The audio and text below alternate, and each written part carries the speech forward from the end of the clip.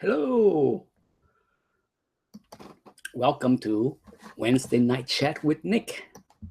Just finished dinner and I get my after dinner coffee ready.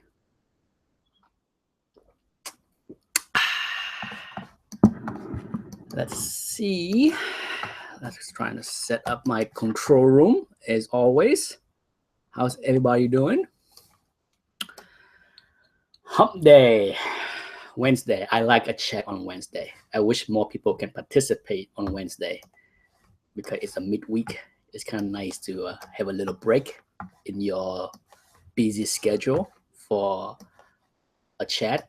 As always, if anybody want to join, just send me a message and I will send you an invite. Otherwise, as always, I will try to answer as many questions as I can as the chat go along. Otherwise, I would just be yapping by myself.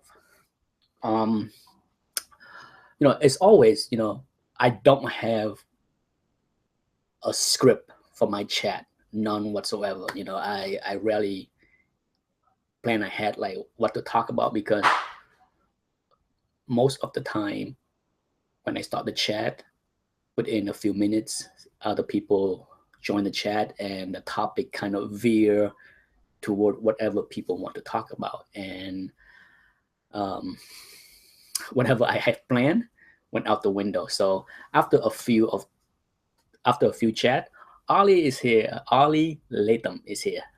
Thank you for joining. The one announcement I can make is look at what I have.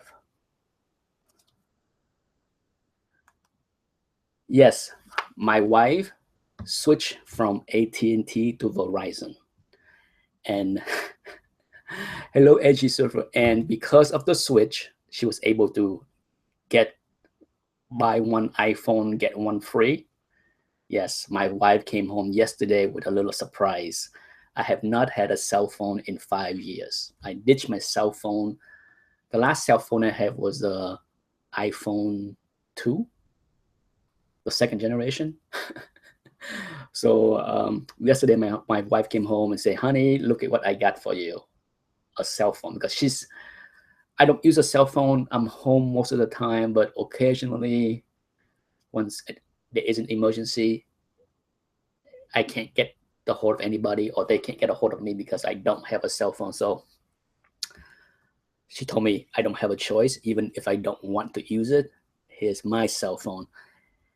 Of course, Anthony was also excited that daddy has one because Anthony will be the one playing around with this thing more than I am. He already downloaded. Yes, this is an iPhone 6S. Yes.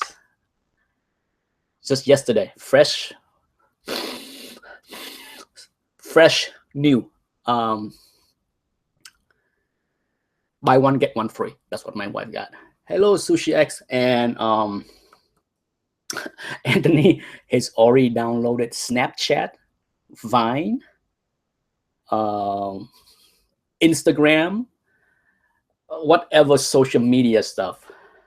Yes, my wife got me this yesterday. She switched from AT&T to Verizon. DC Rebirth anyone? Ali, sorry, my friend. You will have to chat with the other people. Did you see that W Werewolf by Night 90.6? Yes, I did see that. It's, some other people have asked me about Werewolf by Night, why it is so hot, so expensive. One of the reasons. Oh, but before I go further, for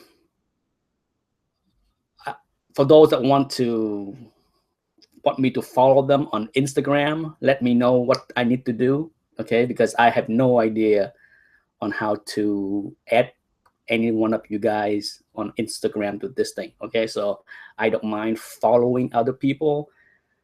So just PM me with your screen name or whatever, username, so I can do that.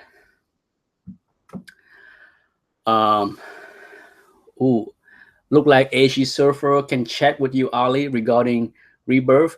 I like to hear what people think. I have watched a few reviews so far. I have not had a chance to go to my LCS in almost 2 months now. The last time I had a chat, it was last week when I mentioned that, I have not been there and I still have not had a chance to go. So it has been a while. Edwin Hernandez, hello. Okay, Ira, back to Werewolf by Night. I have had quite a few questions in the last few days about this. First and foremost, unlike Hook 181, okay, Hook 181 was pretty much an overnight success. So that, it started to become keys. Overstreet start to label the book as first appearances of Wolverine. For those that have old price guy, they don't list a lot of first appearances, cameo, but Wolverine, Hook 181 got that fairly early, just a few years into it. So it was recognized fairly early in the hobby as a key, a significant factor, because of course Wolverine joined the X-Men, which become an overnight sensation. Werewolf by Night 32, Moon Knight on the other hand was never a popular keys. So even though Moon Knight had his own title in the early 80s, it really was not a book that collectors hoard, save, and protect. Okay, it's not. And because of that, there's a lot less high-grade copy of Werewolf by Night than Hope 181. I looked up the census a couple days ago when someone asked the question. I believe for Werewolf by Night, there are less than 20 copies in 9.8, I think. And then for Hope 181, there's something like 80, 90. It's like 4 or 5 times more Hope 181. So the reason why Werewolf by Night 32 price is so crazy, because there are supplies and demand issue. Okay, for those that are crazy enough or have deep pocket enough to buy a Hope 181 9.8, surely they would love to have a lot of keys in 9.8, 9.6. So those same people are probably the few that chase bid over each other to get a Werewolf by Night 32, because they just want to be the top dog. Okay, the need to be top dog is pretty strong for the big high grade collectors. Action 7 6.0 sold for 175K. Yes, is that the one on Comic Link, Sushi X?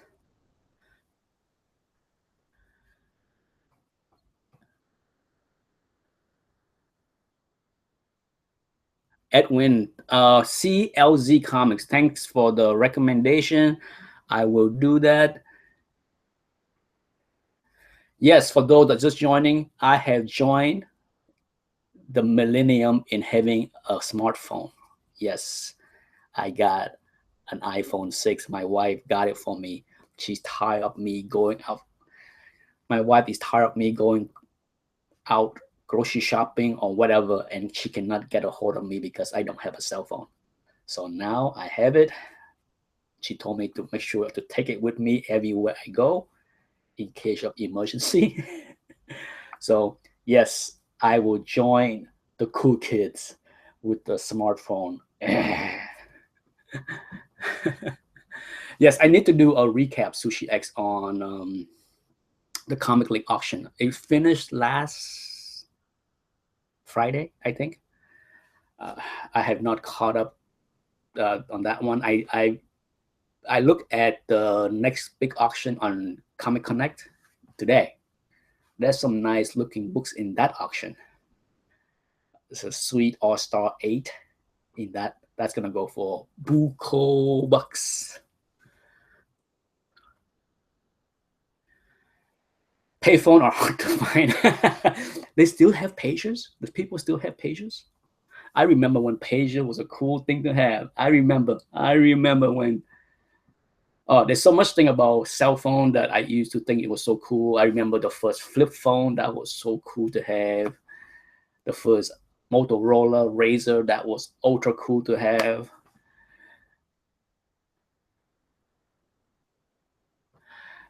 Ira. I don't know how to say it. Ira. Pardon me if I have no idea. I don't buy too much stock in CGC sensors. Yes, the CGC census is useful, but you have to take it with the caveat that there are raw copies out there. Surely the escalating price of Werewolf by Night 32 in the past year, it's been hot for a while now. It's not, that book didn't just turn hot this month or last month, but it has been hot this year. Certainly higher demand than previous 2 years. So we'll see how many copies will show up in the census. The bottom line is big money always draw more books into the census, into submission. But that does not mean that Werewolf by Night 9.6, 9.8 will run into the hundreds. I doubt that will happen. It could, but I heard the same thing with Green Lantern 76. For years I heard, oh, that book is common as dirt in high grade. Well, guess what? After 10 years, there's still not hundreds of Green Lantern 76 in 9.6 or 9.8. Some books are just manufactured and handled in ways that it's hard to get 9.6, 9.8. But I had my copy. I think my copy is 9.2-ish. I'm fine with that. Would I sell it? Maybe. If people are crazy enough to give me, excuse me, if people are crazy enough to give me crazy money for that book, I will get rid of it, because I like Moon Knight, but for the right price, somebody can have that book.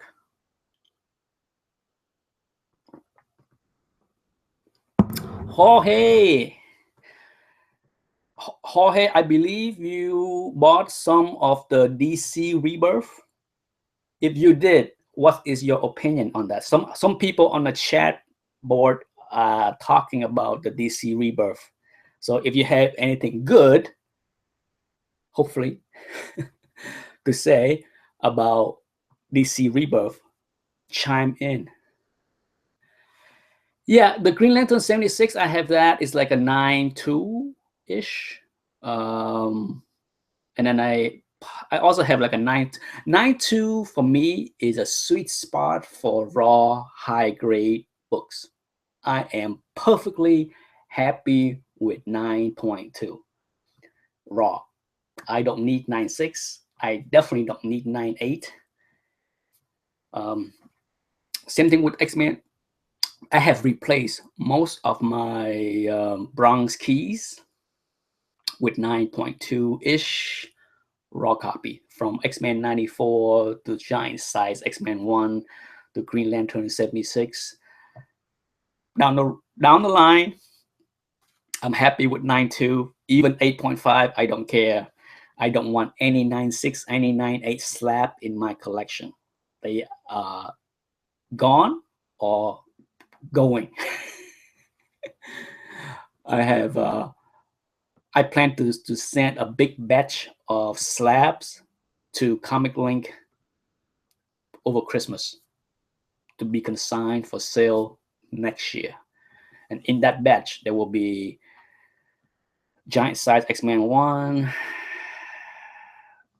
Iron Man 55, a bunch of books, all 9.6, 9.8 stuff. They are going. I would love to be able to get bronze key for 9.2. I settled on 7.0. That's good too. Buy what you can afford. That's the best way to collect. Unless you can find it for cheap in a while. But what's the art of anybody stumble across a Hulk 181 9.2 raw in the wild for cheap? Slim to none, right? So, but there's nothing wrong with a 7.0. In fact, I replaced my Iron Man 1 and my Silver Surfer 1 with 7.0. I have 9.2 slabs. They are gone. So I replaced them with 7.0 raw copies of both Silver Surfer 1. And actually, no, my Silver Surfer 1 is not even a 7.0. It's a 6.0. So there you go. See? I'm not, I think people that watch my channel long enough just have this misconception that, I only collect high grade. Not true. I have a lot of high grade books. Jorge, I enjoy your recent videos on the artists, on the modern artists. I like that. I wish there are more of that kind of videos because I like the art in many modern books, but there is something about the methods of people drawing today, perhaps because with computers and everything, it's almost way too busy. So simplistic ways of the 60s sometimes are more pleasing to my eyes than the overly busy that I see in modern artists. Ali, thank you for stopping by. You can always come back and watch it later. Yes, 7.5 is perfectly fine. Oh, I hope when I submit mine, it come back 7 or higher. You mean, AG, you have a Hulk 181 that you plan to submit to CGC in their new case with all this controversy that the new case is messing up? I have never seen such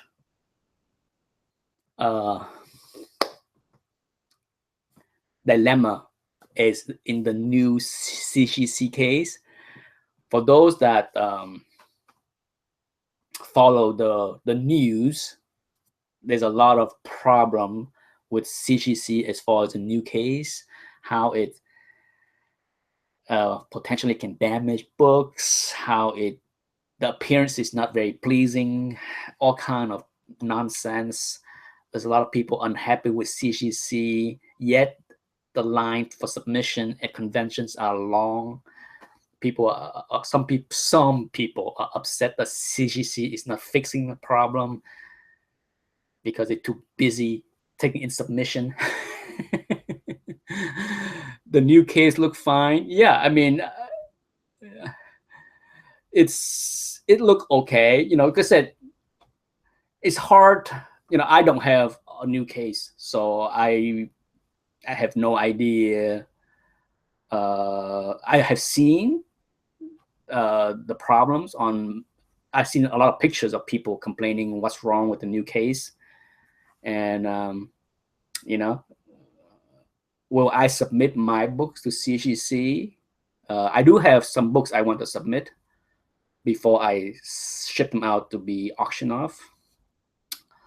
But until I see the issue being resolved, I have no rush. That's why I say Christmas. I have a long way between now and Christmas to submit those books to be auctioned off.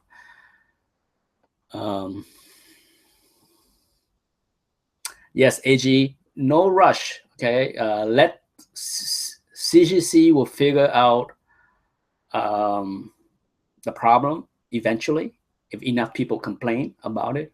Ultimately, it is what it is. CGC is busy making money hand over fist.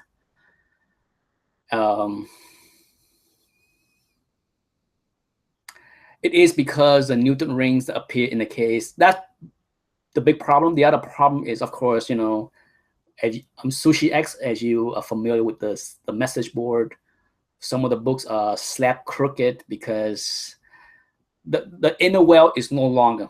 The new CGC case no longer use the inner well. So there's a different way. The book sit in a slab. Okay. There are some complaint that the book get damaged by the new way it is suspended in the well. Um, there's some discussion that the way the miler some was rubbing off the ink on the covers on some books. There's a lot of crazy stuff. Just you can go on the CGC message board and read all about it. I don't want to be the one that spread rumors and fear and all that stuff. It's to me, it's a problem. It's up to CGC to fix it, or it's up to the people to complain enough to make them fix it. Otherwise, people don't care. It's a lot of people that don't give a damn about the Newton rings and all that stuff. They care about that number on the top left. There are quite a few people that don't care about the appearance of the book in the slab, don't care if it's crooked in the slab, don't care about Newton rings on the slab. They just care about that big fat number on the top left. That's all that matters.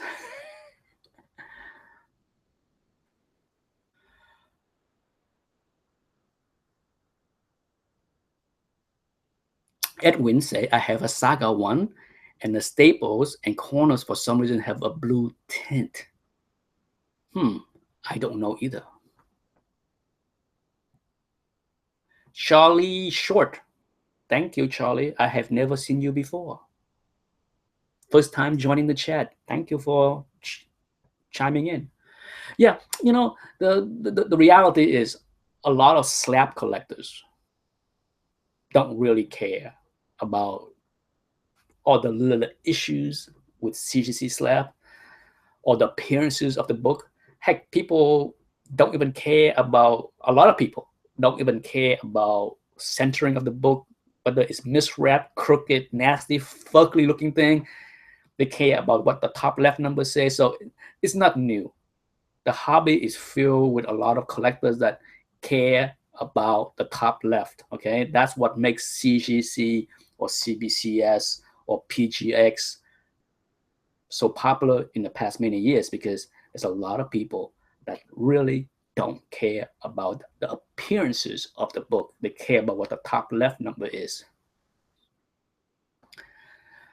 And the funniest thing, one of my biggest pet peeve about people caring about the top left number is the people that complain about the bad grade at CGC or CBCS. I see this occasionally. I'm sure you saw it on YouTube.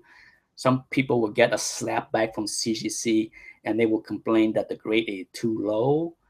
They're going to resubmit the book to PGX to get a better number.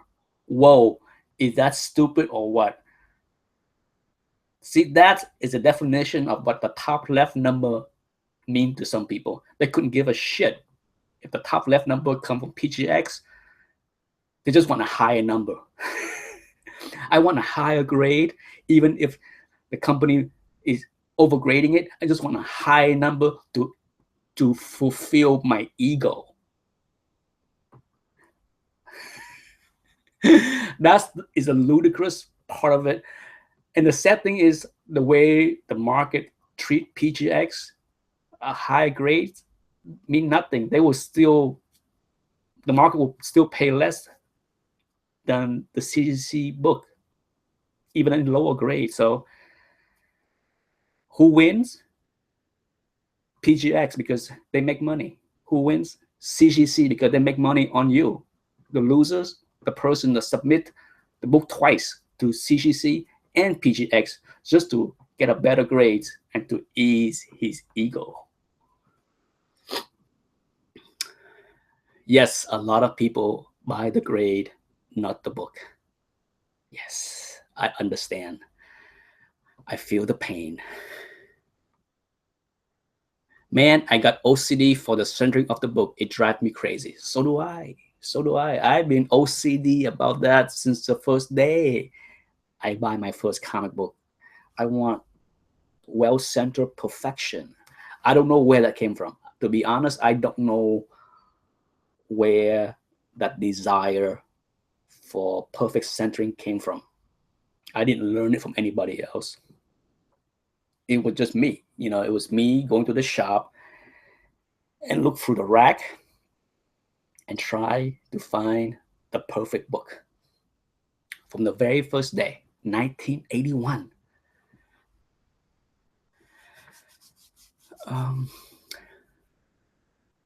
Are they getting complaints about the comics moving in the new case? Yes, some. I don't know a lot, a few. Certainly, if you go to the CGC forum, you will see examples of books shifting in the new slabs. Okay, that's all I can say. You can go there. There are plenty of pictures to show. There's plenty of pictures to show other problems. Okay, whether it's widespread, I don't know. CGC grades literally thousands of books a day. Thousands. Okay, at least 1,000, could be 2,000. I don't know. I know at least 1,000. So whether 5 or 6 example of bad things mean it's widespread, I don't know. Okay, the sampling could be only the few that have issues. I have no idea. All I know is for me, I'd rather wait until the problem are solved before I submit my book, because I am in no hurry. Why jump in and then be unhappy? Okay, why? Unless I'm in a hurry to sell a book. Bye, Sushi X. Have fun working. Well, hanging there. Tough work. Restaurant work, never easy. So see you later, Sushi X. Until next time.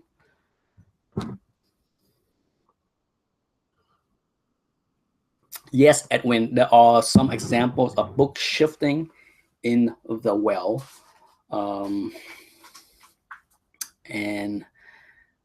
it has been interesting. I have spent a large amount of time in the past 3 days reading that big topic in the CCC forum as far as all the problems. There are thousands of posts and tons of pictures and people arguing who's to blame, what to do. Some people want CGC to cease slabbing until they solve the problem. CGC, of course, has not said anything. Perhaps being quiet is the best thing to do until they find a solution. Who knows? Like I said, I would not want to be in their shoes. For those that watch my chat on Sunday, I brought this up. I felt personally, the best thing to do would have been to shut down slabbing. They can still grade. They just should not be slabbing the books until they figure out what went wrong, because CBCS went through the same thing 2 years ago when they first opened the shop. They found a problem with their case and they literally had to shut down for like 2 months. It was ugly. CBCS went through like a 2 months, around 2 months, could be a little bit less, but it was a huge delay because of chain of reaction that make them slow and late for over a year, because they had, once you stop production for 2 months, you're going to be behind for a long time. And CBCS took the big hit of that, but it was a right business decision to do, because in the long run, it will cost you more. Imagine if you slab a couple hundred books a day over 2 months, and then the problem arrived. You had to redo all of those books. It could be thousands. It will cost you even more money to have to redo all those books, right? So my guess is the problem is not as widespread as people believe.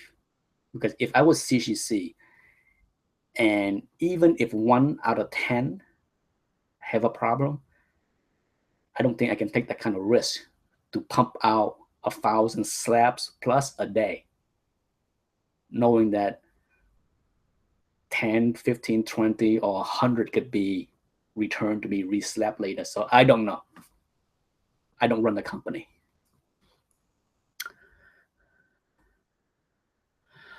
Do you have any suggestion about the best way to showcase your collection and protect it from UV rays, Edwin?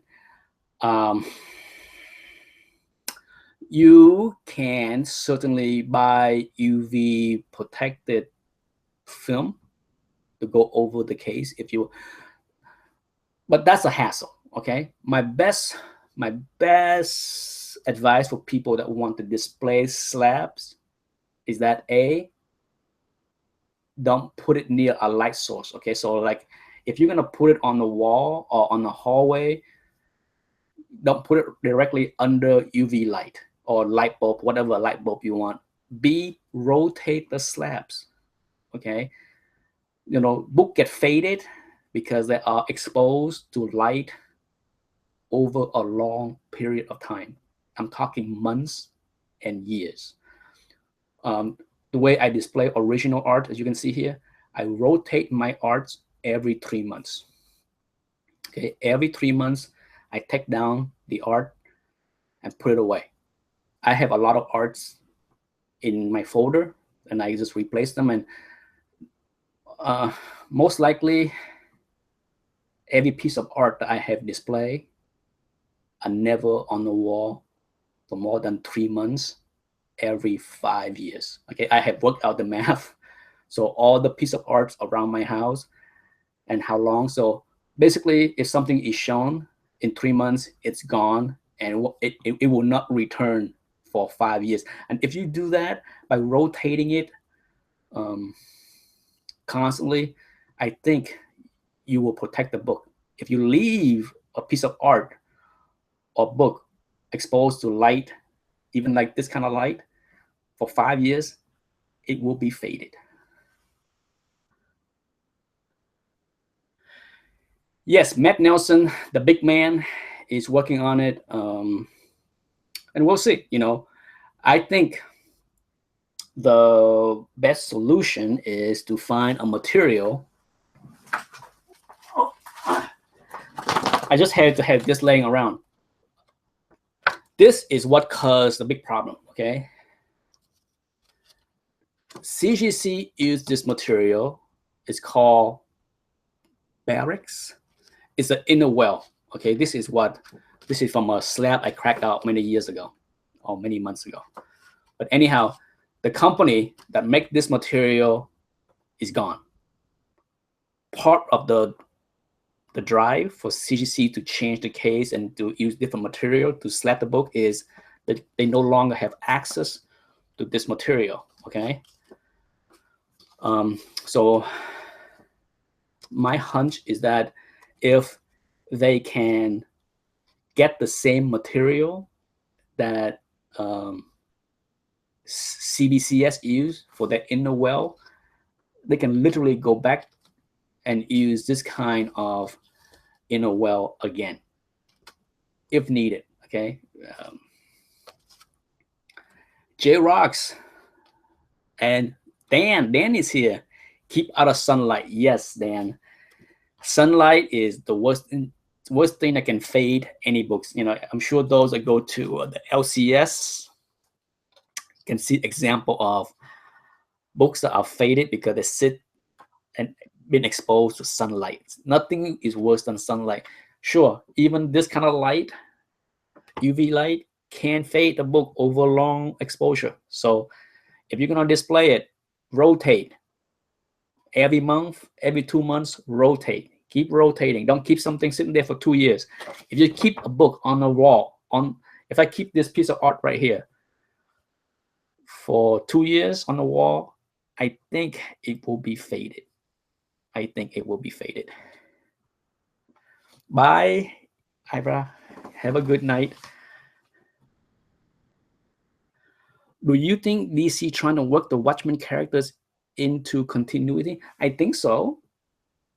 At least that's what the market is thinking, right? Because I see a lot of speculation, a lot of hot book alerts. I think so. I wouldn't be surprised. I mean, it's. I know I hear the fans complain a lot about how it's crazy to make such big changes to the storyline, but in many ways, I don't think either Marvel and DC um, have a choice. Whether it's changing Captain America to a point where he's an agent for Hydra. Do I like it? I don't care. In all honesty, a few people have asked me that question. What's my opinion on that big news? I'm like, well, if they ran out of story and feel need to shake things up, why not? But I'm not the modern readers, so I don't know. We'll find out what the modern fans think about this new development with Captain America. Well, Dan said Rebirth was a good read. So whoever it was that was asking the same question before, now Dan, what title did you buy for Rebirth? Which title should I buy? That's the big questions. I will try to go to the LCS this weekend, the first time in 2 months. I have been gone for way too long. I tried to go last week, couldn't do it over Memorial Day weekend, so I will try to go this week. But yes, Rebirth. Now, J-Rocks, I did watch that the cartoon, the Flash cartoon that you mentioned last month. The last time you were on the chat, I watched that and it's okay. I'm glad it is a cartoon because there was so many characters in that Flash cartoon. It's insane. It was a fun watch, but I can't see how that cartoon can ever be made into a movie. That would be insanity. Too much.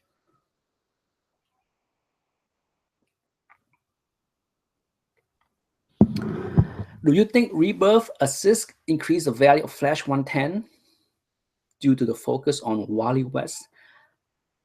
Possibly. Flash is very undervalued. Out of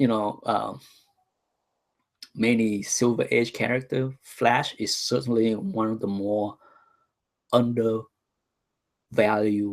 characters and books for years. Even with Showcase 4, I think Showcase 4 for a book of great significance, I think it's still pretty cheap in comparison to many other Silver Age keys. I don't own a copy. Okay, so it's definitely a book I love to own, but it's not an easy book to find. Whenever a copy show up, and it's the last few years, at least the last year, seem like that book has shown up a lot more in every major auction because it is a hot book like All-Star 8, Wonder Woman #1. The price is certainly much higher today than say 2 years ago, but it's still cheap in my opinion.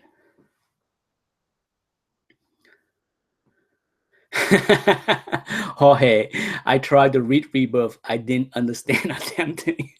That's what I'm scared of. Being someone that had been out of modern storyline for years, every time I pick up a modern books, I'm just like, what the hell? Even with Marvel, as I flip through a few books here and there, every time I go to the LCS, I'm just like, what the hell is going on here? It's hard. It's very hard for me to even want to read modern books. Very tough. That's why I rather wait for a trade to read the whole storyline. I'm looking forward to buy the trade of the Walt Simonson Ragnarok because I want to read that. That's on my top of the list to get whenever it comes out. I don't think it's out yet.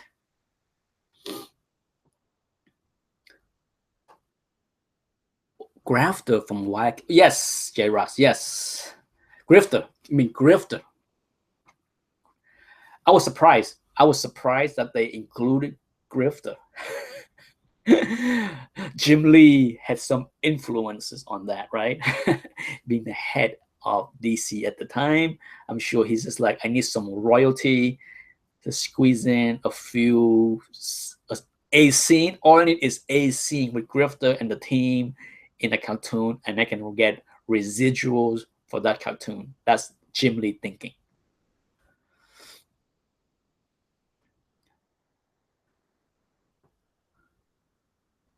Dan suggests Justice League 50 and Superman 50. The Jorge, the one book that I have, I watched most of your videos so far, but I have yet to watch the one that have that Neal Adams Superman on the cover. Well, I watched that one, but I did not get to that part. I don't think you did. So I got to go back and watch your video again to see what the art looked like for that book with the Superman getting blasted on the cover. That looked pretty cool. The art, even for Neal Adams, that art is kind of a little bit out of proportion for my taste. It looked kind of cool, but I just find that the way Superman anatomy and body pose was kind of awkward, even for Neal Adams. Jorge, are you familiar with Gray Morrow? If you're not, keep an eye out for my artist spotlight next week on Gray Morrow. Gray Morrow is one of those authors that I like for a long time, but he's not a superhero kind of author. He's an illustrator. He's from the same kind of school as Al Williamson. It's like a realistic kind of drawing. I'm a big fan of Al Williamson. So, when I stumbled across Gray Morrow years ago, I thought at first I thought it was Al Williamson because it had the same style.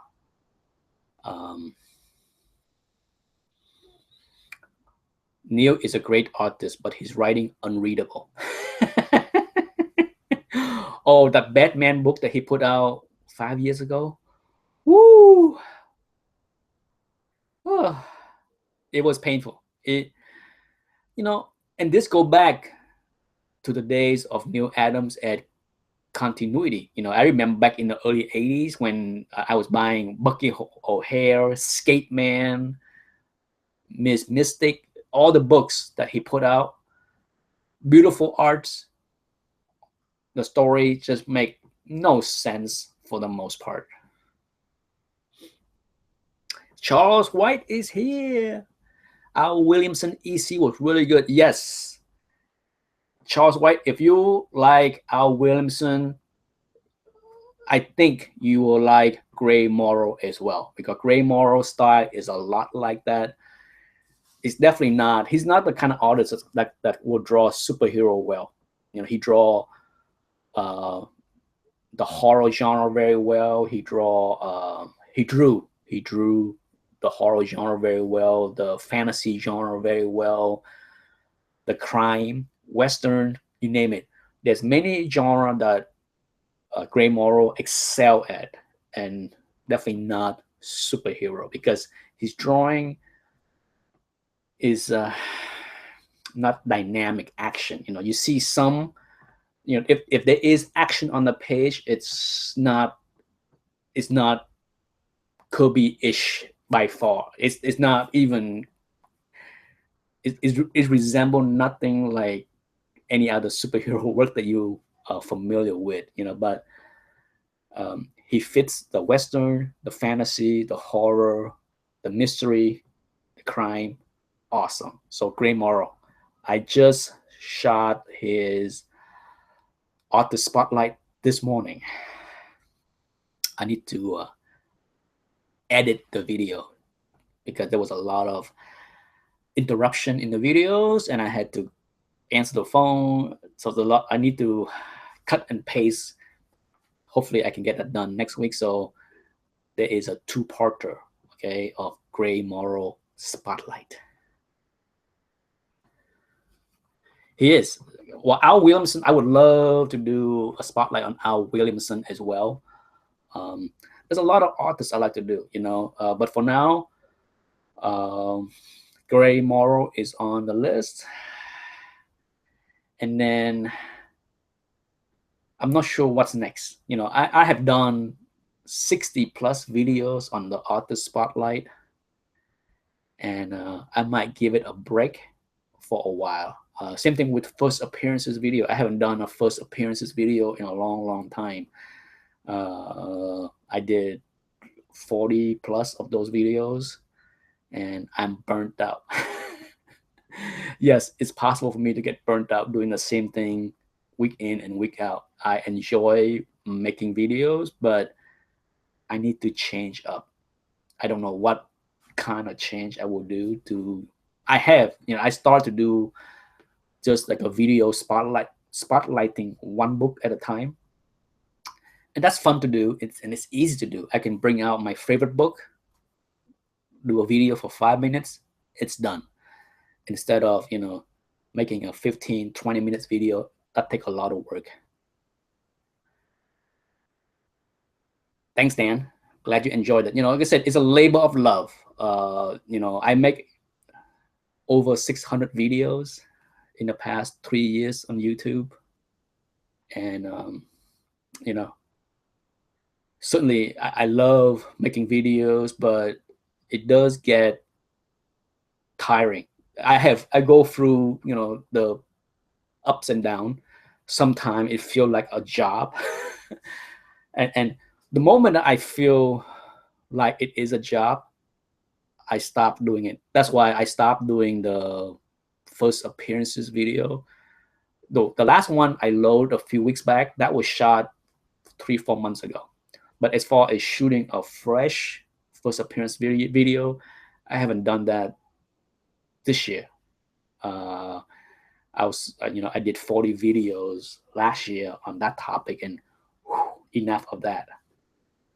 And as far as artist spotlight, almost 60 in the past 3 years. So I have yet to come up with anything new as far as directions of videos to do. So we'll see. I play around with different concept, rant video. I'm doing skits on the Stop the Stupid. I did a couple of those. I load one Stop the Stupid so far. You know, a lot of time I make a lot of videos, and after I rewatch it, it's so bad. I'm just like, hell no, I load this video. So yes, I shot quite a few videos that I scrapped after I watch it, and I'm just like, God, that's so bad. It's no, who would want to watch that garbage? Marvel versus DC World Fun. Yeah, I have that I have not. I just done 4 or 5 of those videos so far. There are more to come with those. I just, you know, I have been so busy this year since Christmas. Jorge asked, Nick, have you ever collect classic comic strip artists? No, I have not. I have tried to buy some comic strip original arts a few times. I have failed to get them, but that's about the extent of me getting into comic strip. I have tried to buy a few original piece of comic strips this past 2 years, and failed to do so. Edwin, bye. Take care. Thank you for stopping by. Always love them Golden Age books. Yes, the Golden Age books, I can certainly show off a few more here and there. I'm saving them for the future, you know. You know, a lot of my friends got on my case, like, oh, Nick, you know, why don't you show more of this, more of that? I'm just like, I have been on YouTube for 3 years. I plan to be on YouTube for many more years. If I'm showing everything, remember, I don't buy a lot of stuff. I have roughly 3,000 books left in my collection. If I show everything that everybody wants to see, then I would run out of things to talk about. I need to pace myself. You know, so far in 3 years, I probably shown and talk about 500 books. Okay, maybe 600 books in my collection, if I have to guess. That means that I still have 5 times more supplies left to make videos, right? So I can make video for another 10 years before I run out of good stuff to show. So that's the reason why I have not shown everything, because I like to be on YouTube for many more years to come. So it would make any sense to show everything now.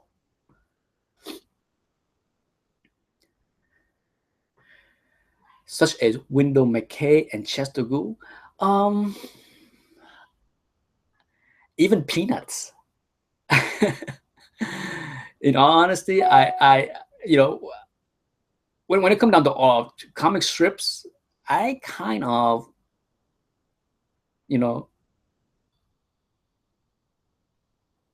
I tried, like I said, I tried to pick up the thing that I thought was neat. Like I thought, the one I really wanted was a Peanut strip. I'm a big fan of Charlie Brown growing up, and even that and Gil Kane, Gil Kane did a strip, a fantasy strip, something Hawk, Star Hawk. I can't remember the name, but I tried to get a couple of those as well. Couldn't do it. Garfield. I would love to get Garfield. I would love to get Garfield. I love me some Garfield. I love kitty cats. One of my favorite channel on YouTube is a cat channel. Yes. I'm not ashamed to admit it. Dan would say, I would love some original Watterson. Yeah. Like I said, there is just too many good stuff out there and not enough money to go around to get everything I wanted. I did not bid on anything on the recent Comic Link auction. I did not bid on anything on the Heritage recent auction. There's a few things in the Comic Connect auction that's coming up next week. I think next week or within the next 2 weeks. We'll see if I get a chance to bid and win something in that auction. Yes, I have seen videos and pictures and blogs about that Peanut Museum in California. That is an underrated cartoon. The Peanut movie that came out in early May, April. Was it April? I saw it in May. I liked it. Anthony didn't care for it. Anthony did not grow up with Peanuts or Snoopy. In fact, one of my, I wish I kept it, one of my earliest drawing projects was a Snoopy, Charlie Brown strip. I did that back in middle school. I remember, I was so proud to come up with the storyline, did the little strip, and I showed it to my sister, and she's like, that's cute. But I can't remember what her criticism was, but she said something like, I need to invent my own cartoon, my own characters, because I can't be drawing Charlie Brown and Snoopy and trying to make it. That was my older sister's opinion back when I was in 8th grade. Oh, Calvin, a cat named Wine Country. Yes, see, that's the reason why I have not go there. My wife doesn't drink wine. My wife does not drink at all. I drink less this past 10 years than I did in the previous many years. My wife does not drink at all. So, you know, and I hate to drink alone. I mean, if I have friends coming over, sure, I have some beers, I have some wine, selection of red wine, white wine, you name it. But I drink less now than ever, just because my wife doesn't drink. When we go out for dinner, she doesn't drink. So, um, you know, occasionally I will get a glass of wine at dinner to enjoy, but it's I drink less and less now than ever.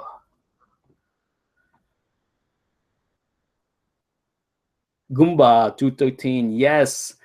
This generation of kids know nothing about Charlie Brown. When I took Anthony to see the Peanut movie, he was just like, "Why are we here? Why are we watching this? What is so good about Snoopy?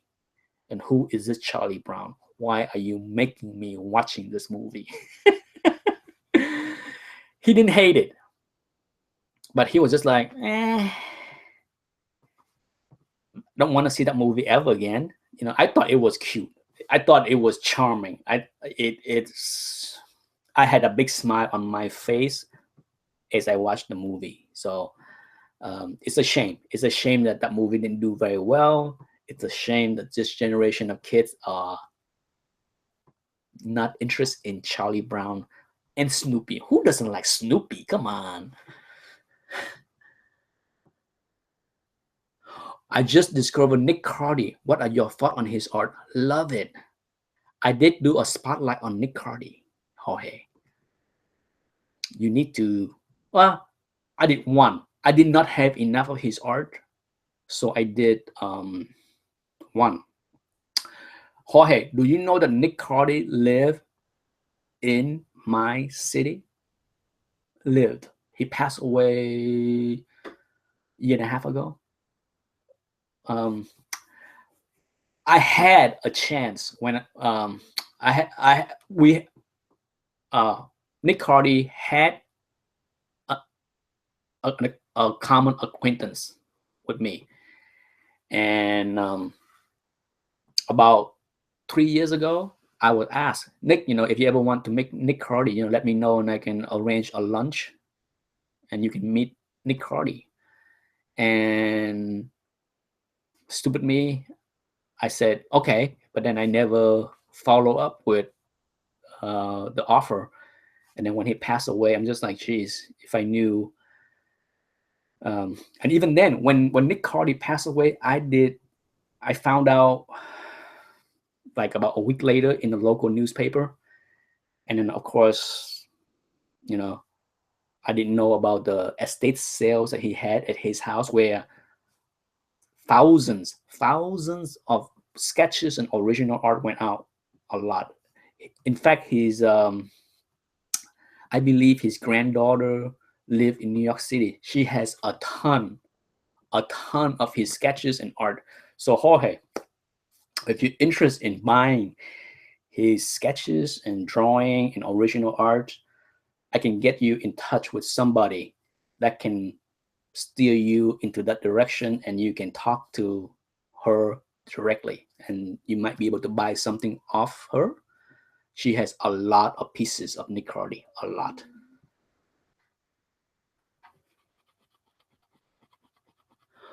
Breakfast with Chris Claremont. Now that would be cool. I wouldn't mind. There's a lot of people that I would like to sit down with, to talk with. Walt Simonson, Louise Simonson, Chris Claremont. But on top of my list, I think Walt Simonson and Louise Simonson would be the two creators that I think I would have a blast sitting down with over breakfast, lunch, or dinner, because I really like the drawing and the writings of both of them. And from everything that I saw of Walt Simonson and Louis Simonson, they just seem like wonderful, nice people compared to other creators that I might love their works, but I don't like their personalities, and I have no desire to meet them because they would ruin my view of them. Dan, yes, Steranko. Steranko would be cool to talk to. Romita, even Romita Jr. I'm not a huge fan of Romita Jr., but I would love to talk to guys that have been in the business for 30 years because they would have stories after stories that would make it a very entertaining 2 hours if I can have that much time with them. Neil Adam, no. No, not Neil. No. Indeed. Jorge, yes, you have spoken to both Walt and Luis. Yes, they seem very nice. I would, I put them on top of my list. Okay, if anybody can arrange a greet and meet with Luis and Walt for me right now, I would do it in a heartbeat because I would love to shake their hand and chat with both of them because I enjoyed their work for 30 years. Yes, HE Surfer, indeed. See, Romita Jr. would have stories of his early days as a young boy, of teenagers, working in the bullpen, hanging out with all the great artists. It would be awesome. Absolutely awesome to hear his stories. No doubt, like I said, it has nothing to do with if I like his art or not, I think. And even all the newer guys, Todd McFarlane, Jim Lee, even Rob Liefeld, to me, meeting and talking to all of these creators is neat to peer into the past of the hobby, regardless what I think of their art. Okay, I might not like Rob Liefeld art, but as far as his experiences in the hobby, it's very interesting just to hear him talk on YouTube about his experience on how he make it into Marvel, what it was like to be him was awesome to hear. So I have no problem listening to him talk about his experiences. I still do not like his art, but that's not the point. What about Steve Ditko? Woo! Will Steve even sit down and talk to me? Huh. I would love to talk to Steve. I would love to meet Steve Ditko, but I'm not sure if Steve would answer my questions. Because I think the question that I bring up would be the sore point. Yes, Dan, Rob, from all I can tell, from all the clipping, from everyone that I know, say that he's a very nice guy, very friendly to his fans. He appreciates his fans, and that's something that not every creators can say that. Okay, not every creators are courteous and appreciative of their fans. Okay, there are this love and hate relationship with fans by many creators, like John Byrne. Yes, I have my own story of John Byrne. He does not like me. John Byrne will. I'm pretty sure John Byrne, if he see me in person, probably would not shake my hand, and vice versa. But anyhow, I just saw the time. It's 8:04. Greg Capullo is very personable. Dan said that. And the way I see it is, if you're an artist and you go to a convention to do sketches, to do signing, to do whatever, you have to be friendly. When I hear bad stories of creators at convention, my first thought is, why the heck did you go? Why did you go to a convention if this is how you feel about your fan? Regardless of what the fan do with your signatures and your sketches, okay? I have heard a lot of debates that I will save for another video. This topic is something that I heard debate constantly, like, oh, creator get mad because they see people flipping their work on eBay a day later. It's free market. If you don't like that, charge more. Or don't go. Stay home, do your sketches, and sell them directly on eBay. Anyhow, 8:06. I'm rambling on long enough. Hopefully, it was entertaining. If not, I will try to do better. Anyhow, thank you everybody for joining in, for asking all the questions. I enjoyed it. I always enjoy interacting with all of you guys. Until next Wednesday, good night.